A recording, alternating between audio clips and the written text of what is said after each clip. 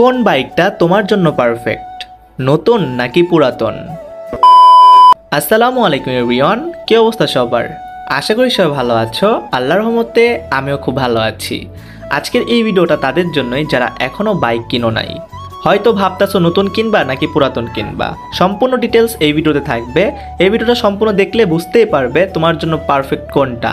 যাই হোক গাইজ, বেশি কথা না বাড়িয়ে মূল পয়েন্টে চলে যাই। আজকের এই ভিডিওতে আমরা এক্সপ্লেন করব একটা নতুন বাইক এবং একটা পুরাতন বাইক। নতুন বাইক কিনলে কিছু ভালো দিক রয়েছে, কিছু খারাপ দিক রয়েছে। সেই সাথে সেম পুরাতন বাইক কিনলেও কিছু ভালো দিক রয়েছে, কিছু খারাপ দিক রয়েছে। এখন প্রথমে যদি বলি নতুন বাইকের কথা, বর্তমান সময়ে তোমরা যদি একটা সুজুকি জিক্সার মনোটন বাইকটি কিনো নতুন অবস্থায় 6-7 মাস ইউজ করার পরে তুমি যদি এটা সেল করতে যাও, মোটামুটি 30 থেকে 35 হাজার টাকা লসে তোমার এটা সেল করতে হবে। কারণ নতুন বাইক তুমি যতই তুমি ফ্রেশ রাখো না কেন, তোমার এটাতে লস হবেই। হ্যাঁ গাইস, এইটা হলো একটা খারাপ দিক নতুন বাইক কিনলে। এখন যদি পুরাতন বাইকের সাথে কম্পেয়ার করি, পুরাতন বাইক তুমি যদি কিনো, সেল করার সময় তোমার কিছুটা লস হবে, 5 থেকে 10 হাজার বা 15 হাজার টাকা লস হবে সর্বোচ্চ।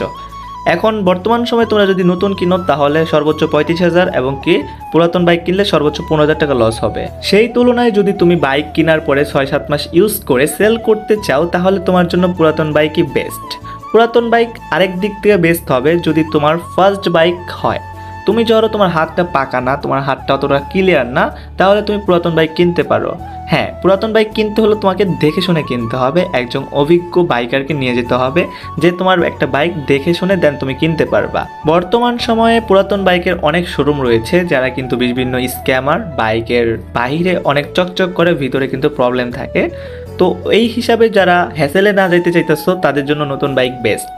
কিন্তু আমি একটা কথা ডিরেক্ট বলতে চাই, যারা আমার সাবস্ক্রাইবার রয়েছে, তোমাদের হাত অতটা ক্লিয়ার না, অতটা পাকা না, তাহলে তুমি পুরাতন বাইক নিয়ে তোমার হাতটা ক্লিয়ার করতে পারো, তারপরে তুমি এটা সেল করে একটা ব্র্যান্ড নিউ বাইক নিতে পারো। এটা হলো আমার সাজেশন। যেমন আমি কিন্তু ফার্স্টে কিন্তু ব্র্যান্ড নিউ নিয়েছিলাম, কারণ আমার হাতটা পাকা ছিল, কারণ আমার আশেপাশে ফ্রেন্ড সার্কেলদের বাইক ছিল, তাদের বাইক চালিয়ে আমি হাতটা পাকা করে ফেলেছিলাম। তো তোমরা যদি মনে হয় তোমার ভিতরে একটা কনফিডেন্স আছে যে তুমি নতুন বাইক নিয়ে তুমি সাবধানে চালাতে পারবা, তাহলে তুমি নিতে পারো। কিন্তু পার্সোনালি আমার মতামত, তোমরা পুরাতন বাইক দিয়ে শুরু করতে পারো। যাই হোক গাইস, ভিডিওটা ভালো লাগলে লাইক করে দিবে, বেল আইকনটি অল করে দিবে। যেমন আমার এখন বর্তমানে আমি যে বাইকটি ইউজ করতেছি, এটা হলো আমার 5 নাম্বার বাইক।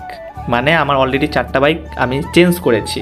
সো আমার কিন্তু একটা অভিজ্ঞতা হয়ে গেছে। সো এখন আমি ব্র্যান্ড নিউ নেই, এখন আমার পুরাতন বাইকের প্রতি কোনো ইন্টারেস্ট নাই। পুরাতন বাইক এবং কি নতুন বাইকের পার্থক্য হলো, নতুন বাইক নিলে তুমি একটা অন্যরকম ফিল পাবে, কিন্তু পুরাতন বাইক কিনলে তুমি অতটা ফিল পাবে না। তো যাই হোক গাইস, আমার সাজেস্ট একটাই, যারা ফার্স্ট টাইম বাইক চালাতে যেতেছো বা ফার্স্ট টাইম বাইক নিতে চাচ্ছ, তারা পুরাতন বাইক নিয়ে কিছু দিন বা কিছু মাস চালিয়ে, অবশ্যই কিছু দিনের জন্য বাইক নিলে কিন্তু লস হবে, 6-7 মাস চালিয়ে তোমরা কিন্তু ব্র্যান্ড নিউ শিফট হতে পারো। এটা হলো পার্সোনালি আমার সাজেশন। যাই হোক গাইস, ভিডিওটা ভালো লাগলে লাইক করে দিবে, বেল আইকনটি অল করে দিবে। তো আজ এই পর্যন্তই, দেখা হবে নেক্সট কোনো ভিডিওতে। সেই পর্যন্ত ভালো থাকবে, সুস্থ থাকবে, নিজের চারিপাশকে ভালো রাখবে। আল্লাহ হাফেজ গাইস।